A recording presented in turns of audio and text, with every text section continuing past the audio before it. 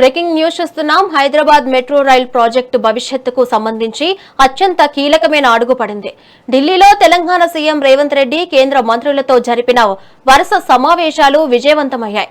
Metro phase 1 ను ప్రభుత్వం స్వాధీనం చేసుకోవడం, అలాగే ఫేజ్ 2 విస్తరణ పనుల్లో ఉన్న అన్ని ప్రధాన ఆటంకాలు ఈ చర్చలతో తొలగిపోయాయి.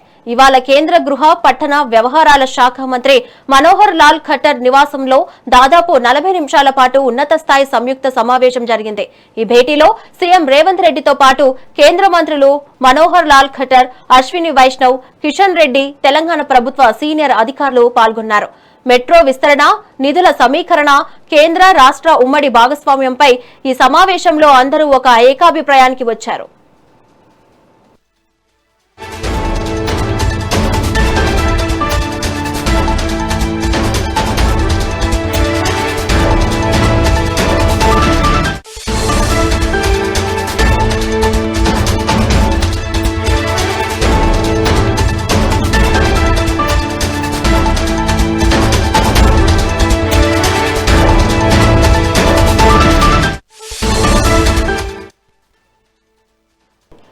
బ్రేకింగ్ న్యూస్ చూస్తున్నాం. హైదరాబాద్ మెట్రో రైల్ ప్రాజెక్టు భవిష్యత్తుకు సంబంధించి అత్యంత కీలకమైన అడుగు పడింది. ఢిల్లీలో తెలంగాణ సీఎం రేవంత్ రెడ్డి కేంద్ర మంత్రులతో జరిపిన వరుస సమావేశాలు విజయవంతమయ్యాయి. మెట్రో ఫేజ్ 1 ను ప్రభుత్వం స్వాధీనం చేసుకోవడం, అలాగే ఫేజ్ 2 విస్తరణ పనుల్లో ఉన్న అన్ని ప్రధాన ఆటంకాలు ఈ చర్చలతో తొలగిపోయాయి. ఇవాళ కేంద్ర గృహ పట్టణ వ్యవహారాల శాఖ మంత్రి మనోహర్ లాల్ ఖట్టర్ నివాసంలో దాదాపు 40 నిమిషాల పాటు ఉన్నత స్థాయి సంయుక్త సమావేశం జరిగింది. ఈ భేటీలో సీఎం రేవంత్ రెడ్డితో పాటు కేంద్ర మంత్రులు మనోహర్ లాల్ ఖట్టర్, అశ్విని వైష్ణవ్, కిషన్ రెడ్డి, తెలంగాణ ప్రభుత్వ సీనియర్ అధికారులు పాల్గొన్నారు. మెట్రో విస్తరణ, నిధుల సమీకరణ, కేంద్ర రాష్ట్ర ఉమ్మడి భాగస్వామ్యంపై ఈ సమావేశంలో అందరూ ఒక ఏకాభిప్రాయానికి వచ్చారు. మరి దీనిపై మరింత సమాచారం మా కరెస్పాండెంట్ రాణి అందిస్తారు. రాణి, చెప్పండి.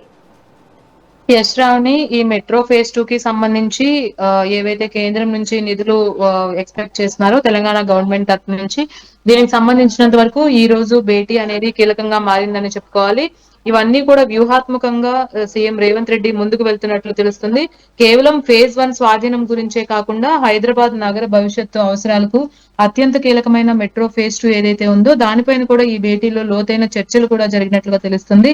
ఈ మెట్రో ఫేజ్ 2 కి సంబంధించి విస్తరణకి సుమారు 40,000 కోట్ల రూపాయలు భారీ పెట్టుబడి అవసరం అని కూడా ముఖ్యమంత్రి రేవంత్ రెడ్డి ఒక అంచనా కూడా వేశారు. అయితే ఈ ప్రాజెక్ట్ లో రాష్ట్ర ప్రభుత్వంతో పాటు కేంద్ర ప్రభుత్వం కూడా జాయింట్ వెంచర్ గా ఉండి 50% ఖర్చును భరించాలని కూడా ఆయన కోరినట్టుగా తెలుస్తుంది. ఒకవేళ కేంద్రం అందుకు సిద్ధంగా లేకపోతే కనీసం ఎన్ఓసి జారీ చేస్తే రాష్ట్ర ప్రభుత్వమే సొంతంగా తక్కువ వడ్డీకి దీర్ఘకాలిక రుణాలు సమీకరించి ఈ ప్రాజెక్ట్ ను అమలు చేయడానికి సిద్ధంగా ఉన్నట్లు కూడా రేవంత్ రెడ్డి కేంద్రానికి తేల్చి చెప్పడం జరిగింది. అయితే ఫేజ్ 1 స్వాధీనం పూర్తయితేనే ఫేజ్ 2 పనులు ప్రారంభించడానికి మార్గం సుగమం అవుతుందని కూడా ఆయన పర్టికులర్ గా వివరించడం జరిగింది. అయితే ఈ పరిణామాల వెనుక పెద్ద ఎత్తున వ్యూహాత్మక అడుగులు దాగి ఉన్నట్టుగా కూడా ఇప్పుడు అందరికీ కనిపిస్తుంది. ఎందుకంటే పలుసార్లు కేంద్ర మంత్రి ఇటు కిషన్ రెడ్డికి కావచ్చు, పలు కేంద్ర మంత్రులకు కావచ్చు వరుసపెట్టి ఆయన లేఖలు రాయడము, మా వైపు నుంచి ఎటువంటి తప్పు లేదు, కేవలం కేంద్రం ఆమోదం కోసమే ఇప్పుడు తెలంగాణ భవిష్యత్ అనేది ఆధారపడి ఉంది అనే అంశం పైన కూడా ఆయన పదే పదే మెన్షన్ చేయడం జరిగింది. అయితే ఈ వ్యూహాత్మక అడుగులు దాగి ఉన్నట్లు కూడా మనకి కనిపించడంతో రేవంత్ రెడ్డి తెలంగాణ పట్టణాభివృద్ధికి, అలాగే మెయిన్ గా అందులో ఫేజ్ 2 కి సంబంధించి నిధులు కేంద్రం నుంచి రావడానికైతే ఆయన గట్టి పట్టుపట్టారని చెప్పాలి. వారం కిందట ముఖ్యమంత్రి రేవంత్ రెడ్డి కేంద్ర మంత్రి కిషన్ రెడ్డిపై తీవ్ర విమర్శలు కూడా చేస్తూ 2 బహిరంగ లేఖలు రాశారు. మెట్రో ప్రాజెక్ట్ ను ఐఆర్ఎఫ్సి రుణాన్ని కేంద్రమే ఉద్దేశపూర్వకంగా అడ్డుకుంటుందని, నిధుల విడుదలలో జాప్యానికి కిషన్ రెడ్డి బాధ్యత వహించాలని కూడా ఆరోపించడం జరిగింది. అయితే ప్రభుత్వం తన బాధ్యతలను 100% పూర్తి చేసిందని, కేంద్రం సహకరించకపోవడం వల్లే ప్రాజెక్టులు ఆగిపోతున్నాయని కూడా ప్రజల్లోకి బలంగా తీసుకున్నారు. అయితే దీనికి సంబంధించి ఈ రోజు కావచ్చు, నిన్న కావచ్చు, ఇటు కేంద్ర మంత్రులతో, అటు రైల్వే శాఖ మంత్రులతో, ఇటు ఈ రోజు ఖట్టర్ తో జరిపిన సమావేశాలు అనేవి సుదీర్ఘ సమావేశాలుగా కూడా మెన్షన్ చేయడం జరిగింది. అలాగే కేంద్రం కూడా వీటన్నిటికీ కూడా అటు కిషన్ రెడ్డి, ఇటు రేవంత్ రెడ్డి ఇద్దరూ కలిసి అశ్విని వైష్ణవ్ తో జరిగిన భేటీ ఒక సానుకూల ముగింపునివ్వడంతో తదుపరి అడుగుగా కేంద్ర గృహ నిర్మాణ పట్టణ వ్యవహారాల మంత్రి మనోహర్ లాల్ ఖట్టర్ తో జరిగిన సమావేశం అత్యంత కీలకంగా మారింది. అయితే ఏఎన్ఐ వార్తా సంస్థ కథనం ప్రకారం ఇప్పుడు మనం చూసుకున్నట్లయితే మెట్రో ప్రాజెక్టులకు సంబంధించిన పట్టణ ప్రణాళికలు, కేంద్ర ప్రభుత్వ వాటా నిధులు, అలాగే విధానపరమైన ఆమోదాలు ఈ మంత్రిత్వ శాఖ పరిధిలోనే వస్తాయి కాబట్టి ఈ భేటీలో మెట్రో ఫేజ్ 2 నిర్మాణానికి అవసరమైన కేంద్ర నిధుల సమీకరణ గురించి, అలాగే కేంద్రం ఎటువంటి వాటాని మంజూరు చేస్తుంది అనే దాని గురించి కూడా సీఎం రేవంత్ రెడ్డి సవివరంగా ఖట్టర్కు వివరించడం జరిగింది. అయితే రైల్వే శాఖతో ఉన్న ఆర్థిక చిక్కులు దాదాపు ఒక కొలిక్కి వస్తున్న తరుణంలో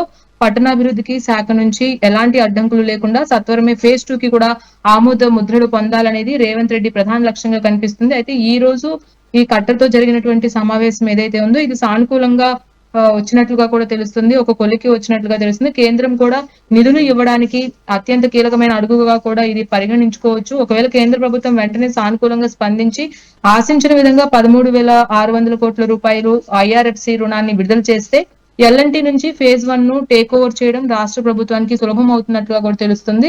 అది పూర్తయితే తక్షణమే ఫేజ్ 2 నిర్మాణ పనులను కూడా పట్టాలెక్కించడానికి మార్గం అనేది ఒక ఈజీగా అవుతుందని చెప్పుకోవచ్చు. ఒకవేళ రుణాలు ఇవ్వకపోయినా రాష్ట్ర ప్రభుత్వం తరపున తాము చేయాల్సిందంతా చేశామని, కానీ కేంద్రమే సాయం చేయట్లేదని కూడా బలంగా రేవంత్ రెడ్డి చెప్తున్న పరిస్థితి ఉంది. కాబట్టి ఇవన్నీ కూడా పరిగణలోకి తీసుకున్న కేంద్రం ఈ రోజు సానుకూలంగా స్పందించినట్లు తెలుస్తుంది. ఈ వ్యవహారంలో తెలంగాణ ప్రభుత్వం పైచేయి సాధించే దిశగా కూడా అడుగులు వేస్తుందని చెప్పొచ్చు.